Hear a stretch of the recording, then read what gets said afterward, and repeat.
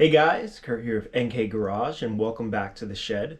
No, it's been a while. I apologize. I've just been really busy with work, but I got a flea market tool haul laid out here on the table, plus a couple of other things. So let's bring the camera over and take a look. All right, guys. So this is the tool haul. We have all the stuff here laid on the table. I can't exactly remember what I paid for each individual item or in total, but I'll kind of give you guys a little bit of idea as we go through.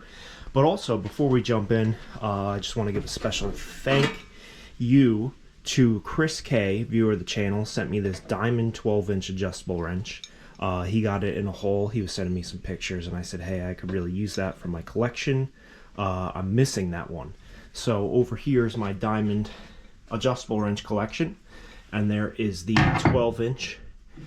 That completes me from 4 up to 18, so I still need the 24.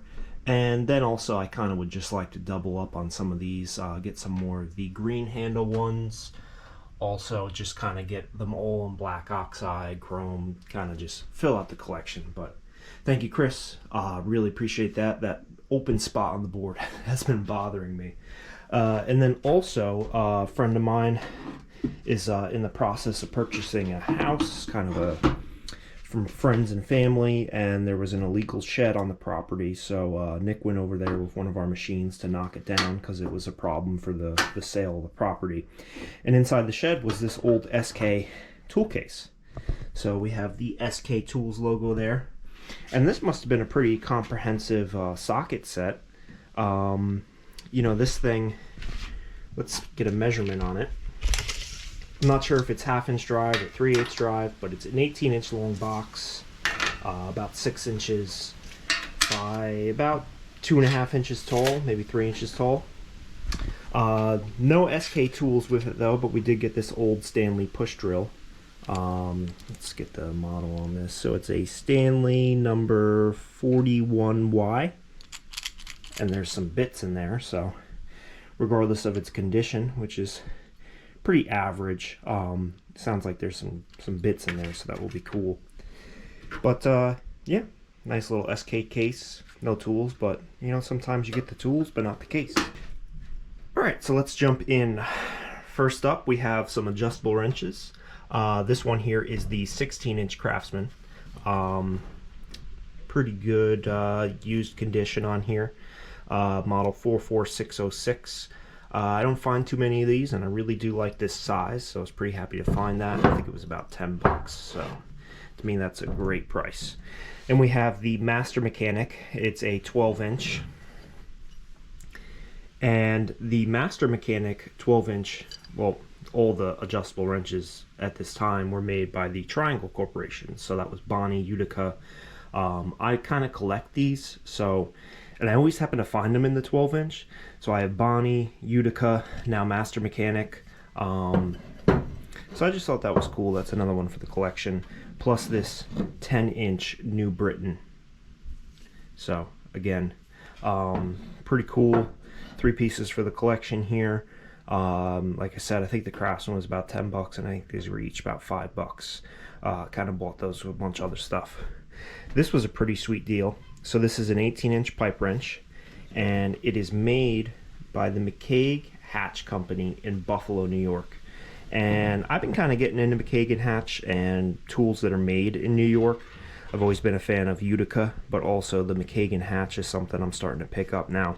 And this was a steal at $2. So overall, it's actually in pretty good shape. Still got a lot of the original paint on it. The teeth are very nice. So I think it was lightly used, just got some grime. Next up, we have the Craftsman Crown Logo Permanex case. This is a 3-inch socket set case they used to sell as the little kits. Got a price tag on here at 5 bucks. I bought it mainly for the case, but also for this ratchet. So this is a Blackhawk ratchet. See if that shows up there. But it is the Blackhawk 34945 USA round head style 3/8 ratchet. There's an older Craftsman Flying V 6-inch extension, unbranded extension, 3 Craftsman sockets, could be original to the case. and a Taiwan spark plug socket. So, like I said, I think the ratchet's worth $5. Case is just going to be a fun little project. It is got a little bit of damage here. You see that little split on the latch. If anybody's had any actual success repairing those, leave it down in the comments below. I'm wondering if maybe the plastic welder could do something, or maybe if there's some other way that you found to fix those up. I'd be interested in learning about that. So we got a couple more ratchets here. This one was probably $10. Craftsman long handle, USA. It's the VR44833. I don't think I have this one in the collection, so that's why I picked it up. This one here is the round head fine tooth, one of my favorites to find. This one was $10, but it's 1/2 inch drive, and these are great ratchets. So this one's an older V series 44978. And then we have an old Husky, CB4041, Husky 3/8 drive ratchet, USA made.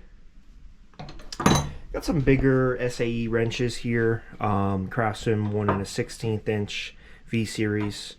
This is a 1 inch flying V. The 50/16 flying V. It's hard for me to find the flying V in the combination wrenches. I don't think they made a lot of them, or they weren't as popular back then. So I was picking these up just to fill out some sets. A couple of double box 15/16 by 1. That is the flying V. 11/16 by 13/16 flying V. We have the Eastco. Been finding more Eastco lately. 3/4 by 5/8. That's very nice. And then, last one for the SAE wrenches is the Proto Los Angeles. And that is the 1230, 15/16, and it has the little pebble boxed logos in there for the sizing. And then Chris K asked me when he sent over that wrench, he said if I had an 11mm wrench, he could use it for a set. So I actually saw it at the flea market, so I picked it up. Probably was $1, so it was a good score. Help him. This is a little Sears hex set. So it's a Sears 9-in-1 made in USA. Allen set. Needs to be retightened. It's all loose, but I like my Sears stuff, and again, this is probably a $1 item. 3 pairs of dollar table pliers, slip joint pliers here. These are marked HM, which is Honda Motors. So these are collectible for Honda guys. I think they used to come in the car kits, just for emergency repairs and stuff. We have a pair of Sargent, the parallel jaw pliers with the cutter in there. Again, for $1. I'm always going to pick these up. They got the Bernard logo there. And then this is a nice little small gas and burner plier, marked PS and W Co. number 216. So that's old Peck, Stowe and Wilcox company. So I thought that was cool. It's got the little flat blade down here. This is something for the Stanley collection. I'm a big collector of Stanley 100+ screwdrivers, and this has the same handle as the 100+. So this is the Stanley Hexamatic. Part number is 66525, USA made, and it's a multi-grip nut driver. So depending on when you push down and how big your nut is, it adjusts. So it's an adjustable nut driver. Kind of cool, kind of gimmicky. There's even some patent information up here. But I thought it was cool, and since we're a collector of the 100+ and I've got the same handle, I had to have it. Craftsman Professional, this is a little Torx screwdriver.